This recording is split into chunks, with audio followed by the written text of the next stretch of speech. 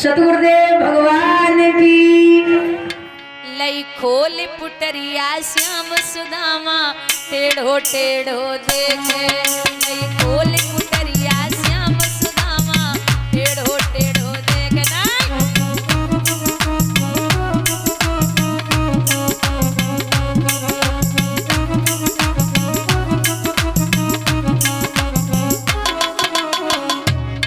चावल जब कृष्ण निकाले लय अपने मुंह में डाले।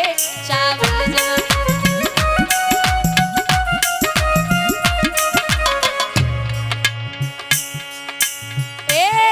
दय झट एक लोक इनाम सुदामा टेढ़ो टेढ़ो देखे।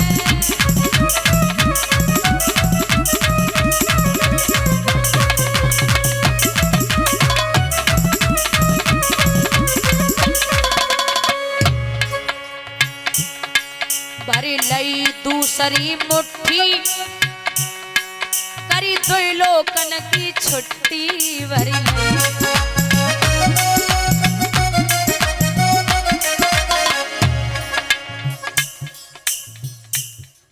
मान जाया करो,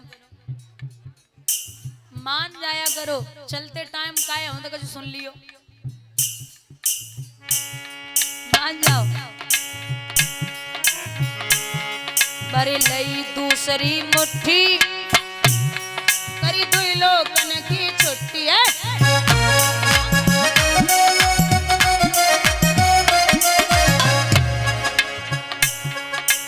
ए मन लागा करे प्रणाम सुदामा टेढ़ो टेढ़ो देखे।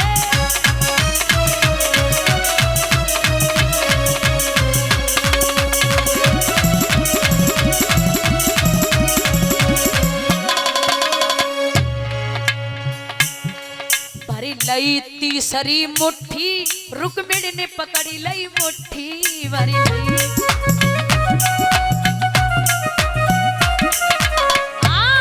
भरी लई तीसरी मुट्ठी रुक्मिणी ने पकड़ी लई मुट्ठी।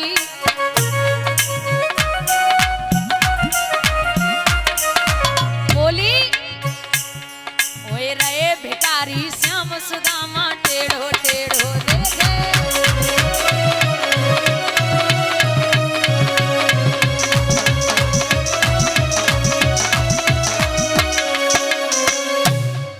भगवान ने दो लोग दे दिए, सुदामा को पता नहीं है। सुबह हुआ, बोले भैया भाभी घर पे अकेली होवेंगी, तुम जाओ। सुदामा को विदा कर रहे हैं। ये मैया जी ना मोने सत्य जब जो उनकी मानती नहीं तो हमारी माने खा। इन्हें तो जो करने वही करे। बाल हट, राज हट या त्रिया हट, औरत हट कर जाए तो फिर भगवान क्यों नहीं मानते। हम तो तुच्छ प्राणी हैं। महाराज यहाँ आए हैं वापस, तो जैसे द्वारिका नगरी बनी हुई वैसे सुदामापुरी बनी हुई है। सुशीला चटक चुंदरिया ओढ़ के आई गई। सुदामा बोले कौन हो? पत्नी हो आपकी। जवाब दो। पत्नी इतनी चटक चुंदरिया ओढ़े, चुंदरिया कहां से आई? सुशीला बोली देवर जी आए थे। सुदामा बोले राती राती में कौन से देवर पैदा हुई हो? हैं? बोले भगवान आए थे। अरे सोना चांदी हीरे मोती दास दासियां नौकर चाकर हीरे मोती अपने ही। बोले सब। सुदामा बोले अब तो पैसा वाले हो गए। बोले बहुत। तो एक काम करो, सोने की रोटी और चांदी की दाल बनाओ। तो पैसा ही है तो फिर सोने की रोटी और चांदी की दाल बनाओ। सुशीला बोली तुम रहे बुद्धू के, बुद्धू तुम पे कोई असर ना है।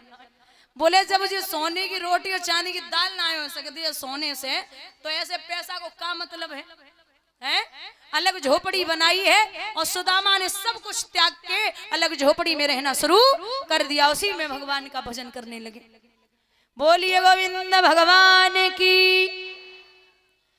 यहां महाराज भगवान ने कहा था किसी का अपमान न करना, लेकिन जामवंती का बेटा सांब, सांब के पेट से कढ़ाई बांधी, कढ़ाई बांध के साड़ी पहनाई और सप्तऋषियों के पास पहुंचा दिया। लड़के पूछने लगे महाराज ये बताइए इसके कौन पैदा होगा। सप्तऋषि बोले तुम हमसे मजाक कर रहे हो, जाओ इसके मूसल पैदा होगा जो यादवों का विनाश कर देगा। महाराज 9 महीने के बाद कढ़ाई खोली गई, मूसल निकला है, यादवों ने उसे घिसना प्रारंभ कर दिया। जब घिसना प्रारंभ किया तो एरगो नाम की घास बन गई, कील बची तो कील नदी में फेंक दी, एक मछली ने कील को निगल लिया। यादवों में जरा सी बात को लेकर झगड़ा हो गया, इतना झगड़ा बढ़ा, वो जब हथियार खत्म हुए तो एरगो नाम की घास तलवार बनी गई। 99 लाख से ज्यादा यदुवंशी मारे गए। कितने? 99 लाख से ज्यादा यदुवंशी मारे गए। गोपिकाओं को भगवान ने अर्जुन के साथ में विदर्भ देश के लिए छुड़वाया, लेकिन बलराम जी शेष नाग के रूप में चले गए। अब अकेले भगवान बचे हैं, तो जो कील थी ना, उस कील को महाराज एक जरा नाम के बहेलिया ने फाड़ा मछली को और कील को निकाल लिया। भगवान कदम की डाली पर बैठे थे, पैर पे पैर रखा था, पैर का पदम चमक रहा था। उस बहेलिया ने सोचा कोई पक्षी है, छुप करके वो कील छोड़ दी, भगवान के पदम में लगी। दादा ये बहेलिया जो है ना जरा नाम का, ये पूर्व जन्म में बाली था। भगवान ने बाली को छिपके बाण मारा था और यहाँ बहेलिया छिपके भगवान को बाण मार रहा है। पदम फट गया, एकदम से रोने लगा, महाराज मैंने अनर्थ कर दिया। भगवान बोले तू तो पागल है, ये सब मेरी रचाई हुई लीला है, न तेरी हिम्मत क्या है। भगवान ने पदम जैसे ही फटा, एक तेज निकला है, भागवत में प्रवेश हुआ।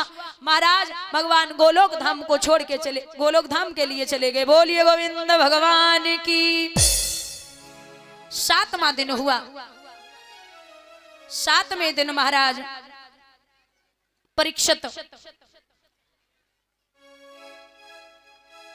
बैठे हैं। भगवान श्री सुखदेव भगवान ने दत्तात्रेय की कथा श्रवण कराई, अनेक कथाएं श्रवण कराई हैं।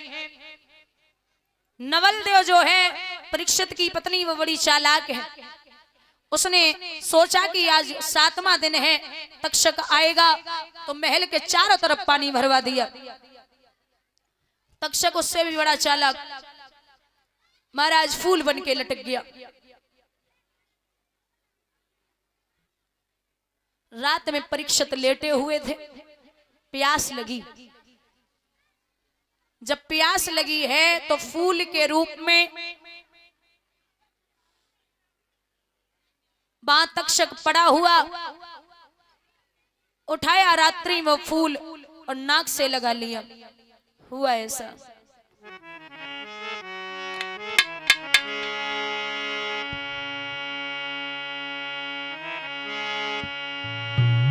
अरे खाए राजा